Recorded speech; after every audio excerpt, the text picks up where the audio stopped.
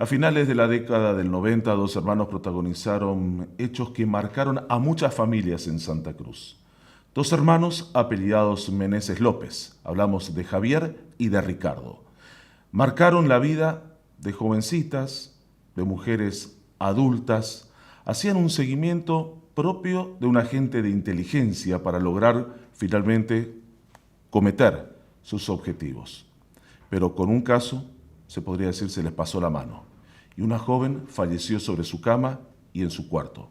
Hablamos de este caso con quien estuvo a cargo de la investigación, en ese momento el juez Alain Núñez, quien está en el podcast de Historias de la Realidad. Bienvenidos, doctor Alain, bienvenido. Buen día, Ezequiel, un gusto. Gracias por acompañarnos. ¿Usted estuvo al frente de Javier y de Ricardo Meneses? En varias oportunidades, ¿no? Una situación un poco complicada, dado de que teníamos que investigar con muy pocos recursos.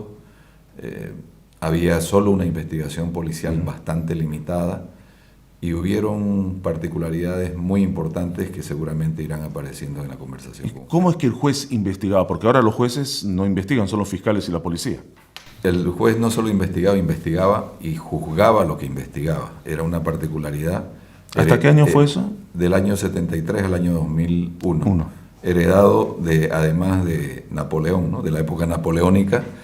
Que tenía un dicho, ¿no? Sí. ¿Cuál era ese que me comentaba? Napoleón decía, después de Dios, solo temor al juez de instrucción. Este caso fue muy particular por no solo las connotaciones que usted hacía hace un momento, sino particularidades que quizás los medios no supieron en su momento, como el hecho de los informes médicos que develaron algunas particularidades y algunas preferencias sexuales de ellos. Javier y Ricardo Meneses, sobre todo Javier, termina siendo el protagonista de esta historia, era el cabecilla, termina matando a una chica, a María Alejandra. A ella la encuentran en su cuarto, boca abajo.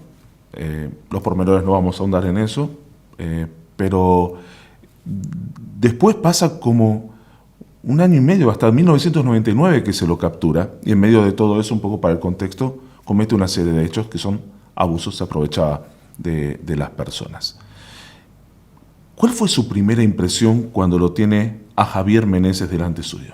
Mira, en ese momento uno quizás no percibe lo que usted dice, ¿no? La emocionalidad es diferente porque uno tiene que ser un poco frío, buscando imparcialidad, ¿no? Buscando imparcialidad, pero luego cuando ya pasa el tiempo, ahí uno sí encuentra, sin duda alguna, cuestiones que son muy difíciles hasta de comunicar.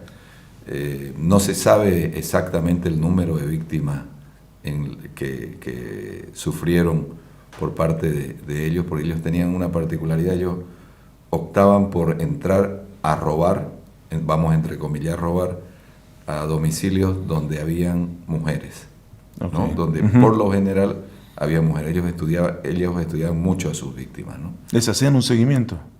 Aparentemente sí, porque eran casi perfectos sus crímenes. Y le digo casi perfecto desde el punto de vista incluso sexual. Muchas de sus víctimas eran robos y violaciones. Y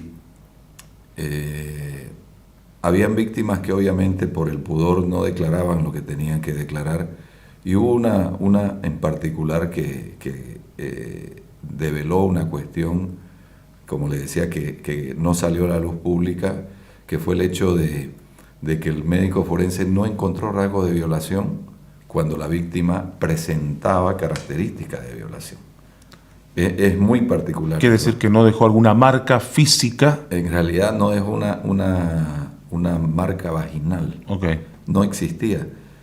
Fue un descuido médico en realidad, del médico forense, y luego se comprobó que gran parte de sus víctimas, ellos optaban o por usar preservativos en la violación, para no dejar rastros de muestras de semen, o en su caso mantener relaciones anales. Entonces las víctimas ocultaron la relación anal. El médico revisaba únicamente la parte vaginal y no encontraba rasgos de violación. Entonces, jugaban con la, por decirlo de alguna forma, con la vergüenza de la víctima. Así es. Y para, además ellos, seguramente en el imaginario que se planteaban, querían ocultar un poco la posibilidad de ser identificados, ¿no? Uh-huh. Estas personas eran personas totalmente normales en su vida cotidiana, ¿no?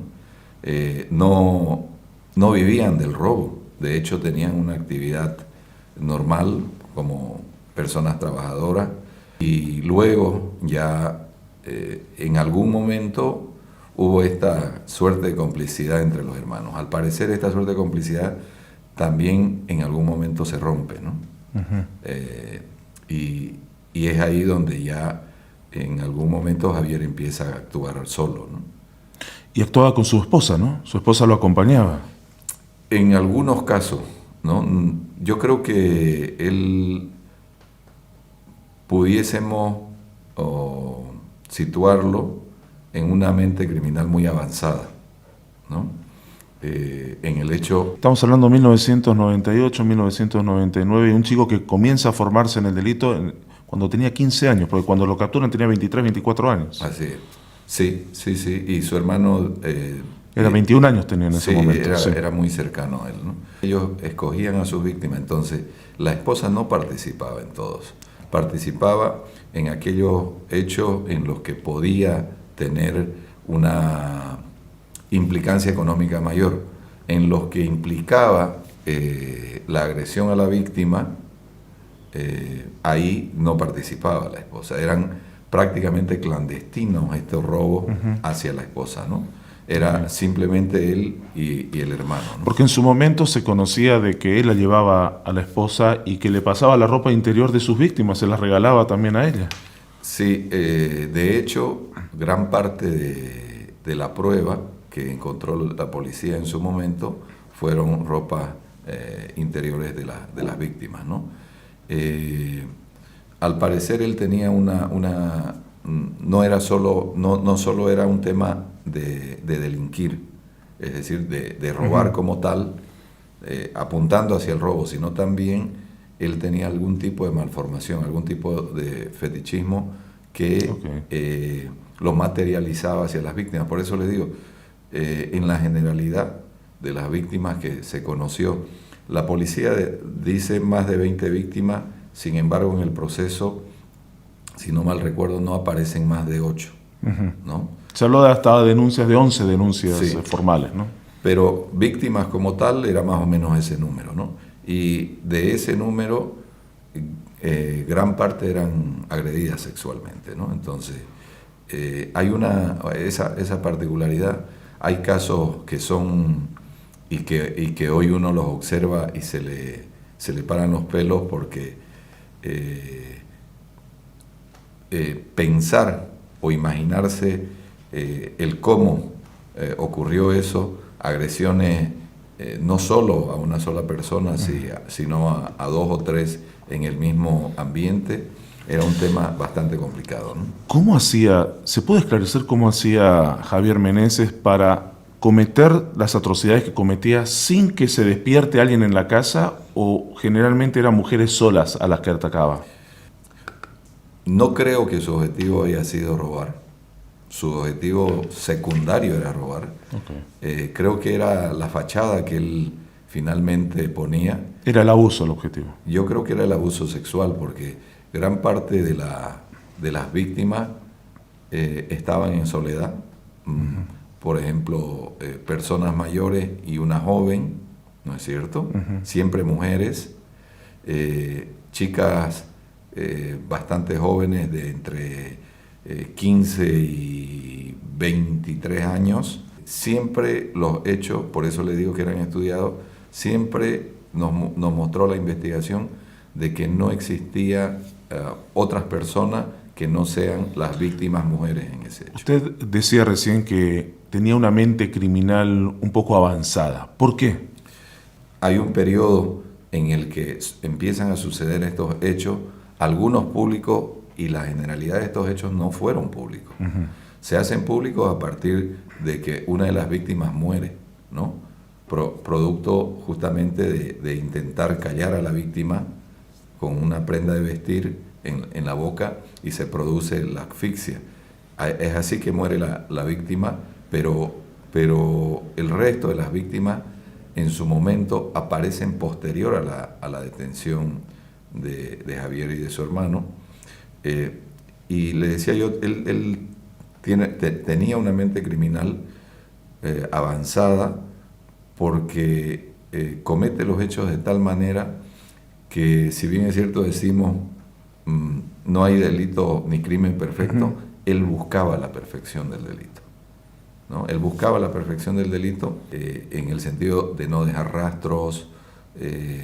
Nunca se encontró una huella mayor, un rastro que nos lleve o que le lleve a la policía en su momento a identificar a esta persona.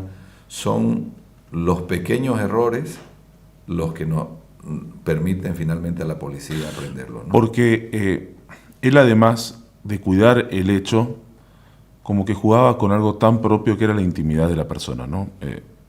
Javier Meneses logra afectar a familias de la sociedad de Santa Cruz, no vamos a decir quiénes, obviamente, pero que eso también jugaba en contra de la víctima, más que y jugaba a favor de Javier Meneses López en ese momento. Claro, es que escogía bien a las víctimas, escogía los ambientes. Él buscaba mucha comodidad y seguridad para la comisión del delito. Cuando le digo mucha seguridad y comodidad, no va a haber posibilidad de que llegue otra persona. Más o menos seguía la rutina de las personas, en el sentido de a qué hora dormían, quiénes estaban en la casa, ¿no? En qué momento iban o venían, en qué momento se quedaban solas. ¿Es verdad que prefería las noches de frío, de lluvia, que entraba por el tejado, que se metía por las ventanas? Las desgracias ocurren, dicen, en esos días, y los niños nacen en días de lluvia también, para alegría, ¿no? Más allá de hablar de estas desgracias. Pero sí encontramos de que gran parte de su actuar era en situaciones climatológicas complicadas, ¿no? En las que obviamente no había control policial, la gente no salía de sus casas, no llegaban de visita, existía un sinnúmero de cosas. ¿Y cómo es que terminan identificándolo? ¿Se acuerda? ¿Cómo es que logran capturarlo? Mire... Se habló de un celular. Sí. Que eran nuevos los celulares para nosotros en esa época, ¿no? Sí, sí. En conversación con los investigadores, ellos decían, esto ocurrió así. Y los policías que venían, además, incluso desde la época de la dictadura, ¿no? De la DIN y de la DOC, decían, este puede ser el autor. Tenían identificadas a las personas. Entonces, ¿qué es lo que la policía llega a identificar? Personas que empiezan a comercializar con objetos robados. Okay. ¿No? Entonces, estos objetos robados los llevan a un seguimiento, y el seguimiento posteriormente identifican a eso. ¿Hubo alguna declaración que todavía tenga fresca en su cabeza? Algo que haya dicho él que todavía lo tiene ahí guardado en el subconsciente, pese hoy estamos en el 2024, no sé cuándo usted pueda ver porque esto se va a mantener en el tiempo, de un hecho que ocurrió en 1999, cuando usted toma conocimiento. ¿Hay algo que todavía haya quedado ahí?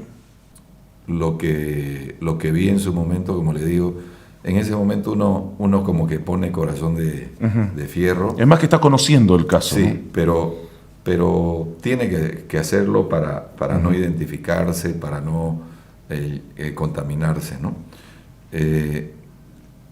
Yo vi un hermano menor arrepentido, dolido, y alguien que tenía, un hermano mayor que tenía todas las características de una persona muy complicada con el delito. Es decir, una persona que no se inmutaba en absoluto ni con el dolor ni con el sufrimiento de las víctimas.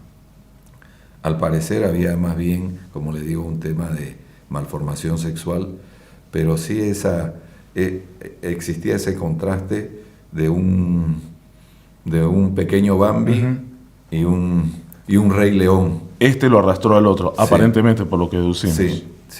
Y hoy cuando mira para atrás ese caso, que hoy está, ya lo ha conocido, sabe todo lo que significó ese caso, ¿qué se le puede venir a su forma de verlo hoy?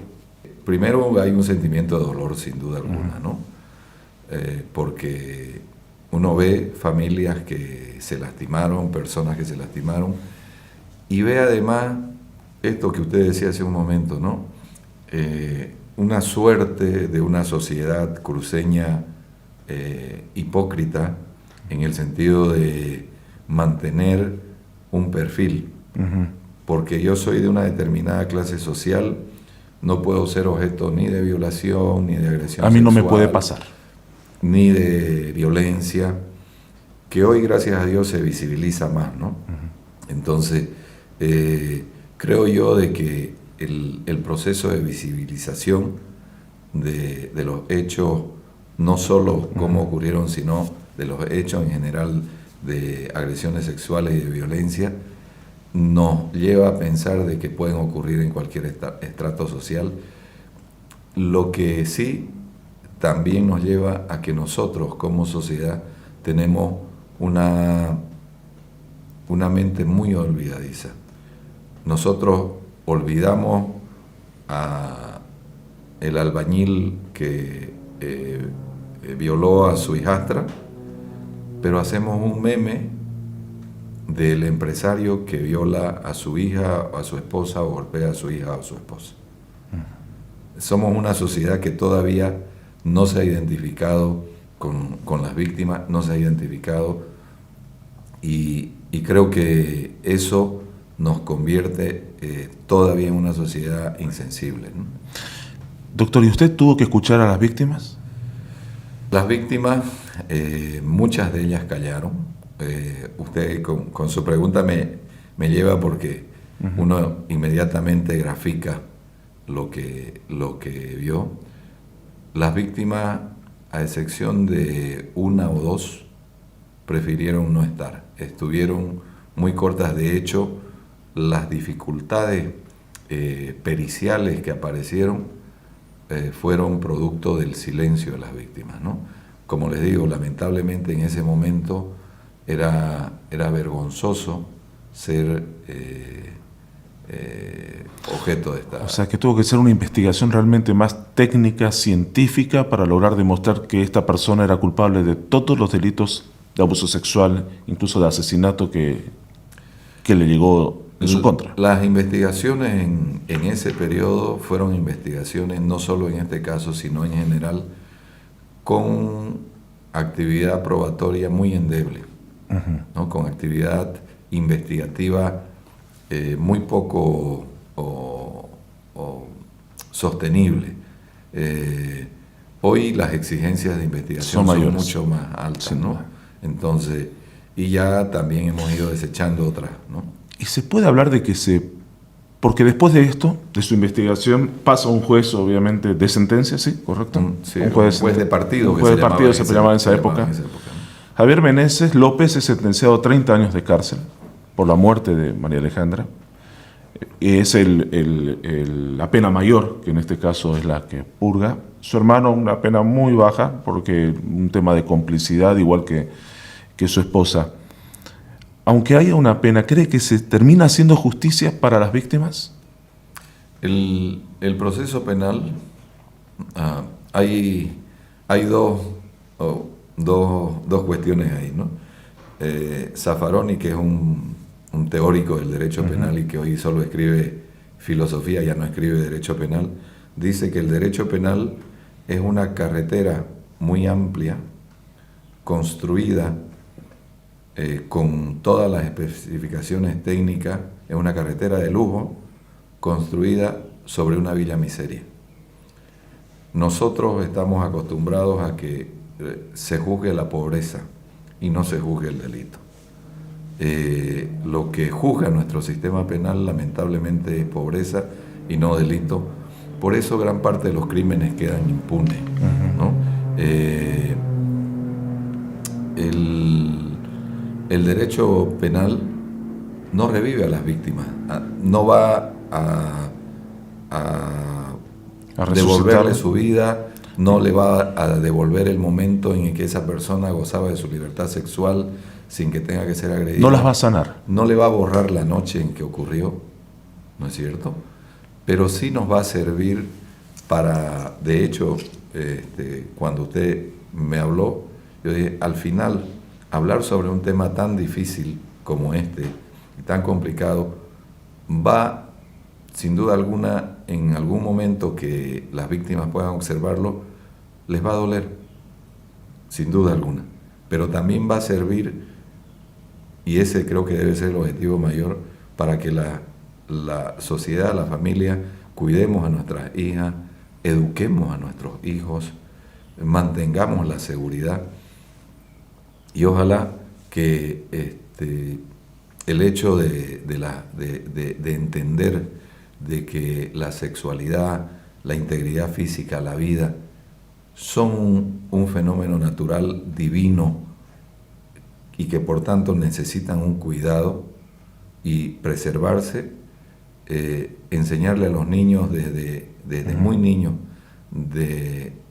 que respeten al otro, pero que también se hagan respetar, y de que cualquier hecho pueda ser comunicado a los padres, pasa por eso, ¿no? Debemos dejar de ser una sociedad machista, una sociedad patriarcal, a pasar a una sociedad que aporte a la educación de nuestros hijos. El derecho penal y el proceso penal, más allá de eso, no va a dar. Si nosotros nos ponemos en el tiempo, seguramente el autor en un par de años ya estará obteniendo su libertad, si es que no lo ha obtenido. Incluso nuestro sistema de ejecución tiene un defecto: no se convoca a las víctimas antes de poner en libertad a las personas. Ese es un defecto. No se le comunica. No se le comunica. Es un defecto muy alto de nuestro sistema que yo creo que no deberíamos en algún momento corregirlo a través de los jueces de ejecución y a través de la ley, ¿no? Y sobre todo, ¿sabe qué, doctor? Saber que el crimen paga. Porque Javier Meneses buscó la perfección en sus delitos, pero finalmente esos delitos fueron descubiertos y fue sentenciado. Sin duda que el momento ha cambiado. Si uno revisa la prensa de esa época, se revelaban nombres, se daban detalles, y hoy eso ya no ocurre. Y hoy creo que existe una mayor empatía con las víctimas que antes no ocurría. No cuentes porque te van a condenar. Y no hablo de condenar al delincuente, hablo de condenar a la víctima como si tuviera la culpa de lo que había pasado. Hoy por hoy, gracias a Dios, eso está cambiando. Falta, pero está cambiando, y eso hay que reconocerlo. Pero sobre todo el mensaje de Historia de la Realidad es dejar bien puesto en la cabeza de la gente, primero, de que el crimen paga. De una u otra forma, tarde o temprano, termina pagando. Y segundo, que hay hechos que aunque duelan, hay que recordarlos para que no vuelvan a pasar. Gracias, doctor, por haber estado en Historias de la Realidad. No, gracias a usted, y esperamos siempre poder contribuir y pedir disculpas también a las víctimas si en algún momento nos equivocamos. Gracias, y con ustedes será hasta el próximo podcast de Historias de la Realidad.